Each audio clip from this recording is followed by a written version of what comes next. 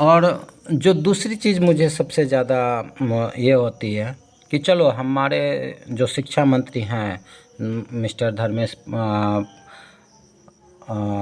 धर्मेंद्र प्रधान जी हैं, उन्होंने कम से कम एक्सेप्ट किया कि हाँ सीबीएसई से सिस्टम में कुछ मिस्टेक हो गया, ओएसएम सही नहीं है।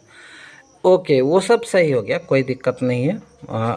ऐसा ही एक सीबीएसई का ऑफिशियली आना चाहिए कि ठीक है, हम आपको इस बार जो है फिजिकली हम चेक करके दे देंगे, और जब तक हमारा सिस्टम फुल प्रूफ नहीं होता है तब तक हम ओएसएम को रिव्यू में डाल के रखेंगे। हम ये नहीं बोलते, हम आपका इंटेंशन सीबीएसई के इंटेंशन पे या गवर्नमेंट के इंटेंशन पे नहीं जा रहे हैं, क्योंकि हम उतने बड़े लोग नहीं हैं। उनमें सिस्टम में सीबीएसई के खुद के सिस्टम में एक से एक बड़े पढ़े लिखे आदमी लोग हैं, तो वो बेटर जानते हैं।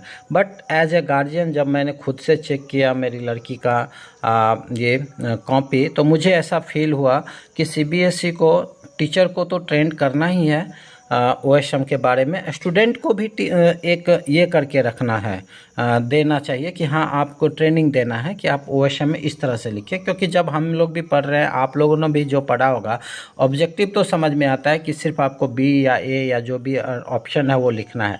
जब सब्जेक्टिव आपको 4 नंबर का क्वेश्चन है, 3 नंबर का क्वेश्चन है, मैंने एक क्वेश्चन देखा जो 4 नंबर का है और सिर्फ उसका जो आंसर है ओएसएम मतलब मार्किंग स्कीम में वो सिर्फ नो लिखा है, और मेरी लड़की ने भी नो लिखा। बट उसका सामने, क्योंकि वो 4 नंबर का है, तो हमें तो बचपन से ट्रेनिंग दिया जाता है कि जब अगर क्वेश्चन 5 नंबर का हो, 6 नंबर का हो, जितना मार्किंग का, तो आप उसको उस तरह से एक्सप्लेन करो। तो एक्सप्लेनेशन चाहिए, सिर्फ नो से नहीं चलेगा।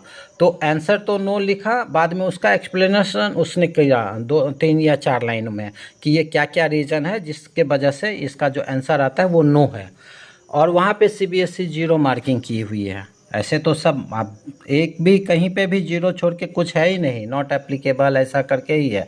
मालूम नहीं ओएसएम, या हो सकता है टीचर के पास में जो हमारा लड़की का सेट था क्वेश्चन का वो 3 था बायोलॉजी में, और 5713 था, उसको हो सकता है टीचर को कहीं दूसरे से चेक किया हो, 57 से किया हो, 57 से 2 वाला सेट से किया हो। तो मुझे आइडिया नहीं है, रियलिटी तो किसी पे इसके लिए हम बोल नहीं सकते हैं कि क्या चीज़ हो गया गड़बड़ी, लेकिन गड़बड़ तो हुआ। तो इसके लिए सीबीएसई को मेरा एक रिक्वेस्ट है, आप लोगों से भी, स्टूडेंट लोगों से, कि इसको ज़्यादा से ज़्यादा आवाज़ उठाएं कि आप ग्रेस मार्क नहीं, हमारा हक है वो मुझे दे दो। अगर मैं फ़ेल हूँ तो फ़ेल हूँ, मेरा कंपार्टमेंट है तो कंपार्टमेंट है, ये चाहिए, होना चाहिए। एक ईमानदारी से हम एक्सेप्ट करते हैं, वैसे सीबीएसई को भी एक ईमानदारी से एक्सेप्ट करना चाहिए और इसको एक फुल प्रूफ बना के आगे लेके जाना चाहिए जी।